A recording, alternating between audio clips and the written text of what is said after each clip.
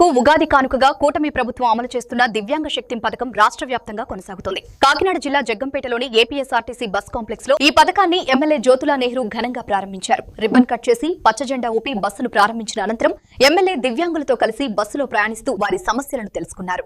జగ్గంపేట మండలం ఇర్రిపాక గ్రామంలో ఏలేరు నది ఒడ్డున ఉన్న శివక్షేత్రంలో దివ్యాంగులకు విందు భోజనం ఏర్పాటు చేసి స్వయంగా ఆహారం వడ్డించి ఆదర్శంగా నిలిచారు. దివ్యాంగులు సమాజంలో గౌరవంగా జీవించేందుకు అవసరమైన అన్ని సదుపాయాలు కల్పించేందుకు ప్రభుత్వం కట్టుబడి ఉందన్నారు. జగ్గంపేట నియోజకవర్గ ప్రజానికానికి ఉగాది శుభాకాంక్షలు తెలియజేసుకుంటూ మరి ఈరోజు ఉగాది కానుకగా గతంలో ఏ రకంగా అయితే స్త్రీ శక్తి కార్యక్రమాన్ని ప్రారంభించి ఆంధ్ర రాష్ట్రంలో ఉన్నటువంటి మహిళా సోదరీమణులకి ఉచిత బస్సు సౌకర్యాన్ని కల్పించడం జరిగిందో రాష్ట్రం అంతా, అదే రకంగా మళ్ళీ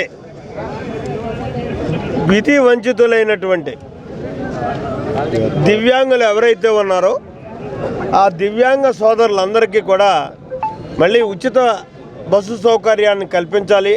వాళ్ళు ఎక్కడికి వెళ్ళాలనుకున్నా సరే ప్రయాణ సౌకర్యం ఉచితంగా చేయాలి, వాళ్ళు కూడా మహిళతో పాటు సమానంగా చూడాలి అనేటటువంటి ఒక ఆలోచనతో గౌరవ ముఖ్యమంత్రి చంద్రబాబు నాయుడు గారు మంచి ఆలోచన చేసి ఇవాళ ఉచిత ప్రయాణ సౌకర్యాన్ని ఆర్టీసీ ద్వారా కల్పించడం జరిగింది.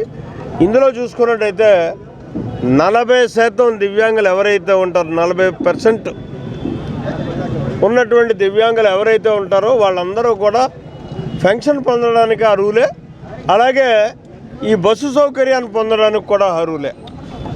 అంతేకాకుండా 70% ఉన్న వాళ్ళు కానీ అసలు మనిషి యొక్క సహకారం లేనటువంటి, సహాయం లేకుండా బయటికి రాలేనటువంటి వారు ఎవరైనా ప్రయాణం చేయాలనుకున్నా వాళ్ళకు కూడా అటెండర్ని ఇవ్వడం జరిగింది. తోటి ప్రయాణికుడికి 50% ఉచిత సబ్సిడీ ఇచ్చి ఈ ఉచిత బస్సులో వాళ్ళతో పాటు కూడా ప్రయాణం చేసి వాళ్ళకి సహకరించడానికి ఒక అటెండెంట్ని కూడా ఇచ్చేటటువంటి సౌలభ్యం కూడా కల్పించడం జరిగింది. ఇది అంతా కూడా ఒక మంచి ప్రభుత్వంగా